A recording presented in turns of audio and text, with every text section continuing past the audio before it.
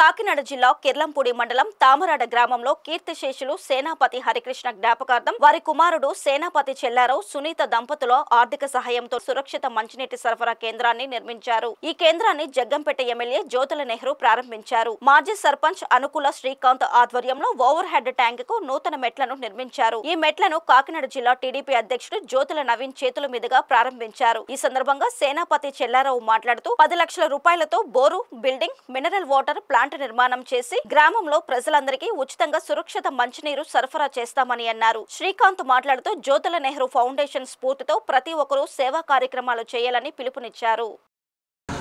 ఈరోజు తామరాడ గ్రామంలో కిర్లంపూడి మండలం తామరాడ గ్రామంలో సేనాపతి హరికృష్ణ గారు తీసేసి మా నాన్నగారు ఆయన జ్ఞాపకార్థం నాకు ఊర్లో జనాలకి మంచినీళ్ళు సురక్షితమైన మంచినీరుని అందిస్తే చాలా బాగుంటుంది. నాకు ఒక రకమైన ఆలోచన వచ్చి ప్రతి ఒక్కరికి సురక్షితమైన మంచినీరుని అందించే ఉద్దేశంగా ఈ మినరల్ వాటర్ ప్లాంట్ నిర్మించడం జరిగిందండి. ప్రతి ఒక్కరూ కూడా ఆరోగ్యంగా ఉండాలని మరి ఈ కార్యక్రమానికి ముఖ్య అతిథులుగా జ్యోతుల నెహ్రూ గారు, జ్యోతుల నవీన్ కుమార్ గారు, అదేవిధంగా ఉమ్మిలిపల్లి రమేష్ గారు, దీనికి మమ్మల్ని వెన్నంటే నడిపించే అనుకుల శ్రీకాంత్ గారికి కూడా మరొకసారి ధన్యవాదాలు తెలియజేసుకున్నానండి. ప్రతి ఒక్కరూ కూడా మా యొక్క ఈ మన్నను మన్నించి మరి ఈ యొక్క కార్యక్రమాన్ని జయప్రదం చేసి ప్రతి ఒక్కరు కూడా ఆరోగ్యంగా ఉండాలని కోరుకుంటున్నాను.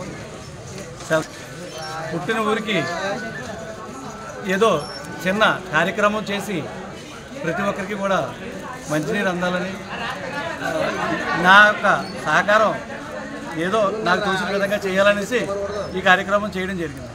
ఈ మినరల్ వాటర్ తయారు చేసి బోరు కొట్టడానికి కానీ ప్లాంట్ కానీ మొత్తానికి బిల్డింగ్ కట్టి అన్ని చేయడానికి ఇంటికి ఒక 15 లక్షల వరకు ఖర్చు అయిందండి.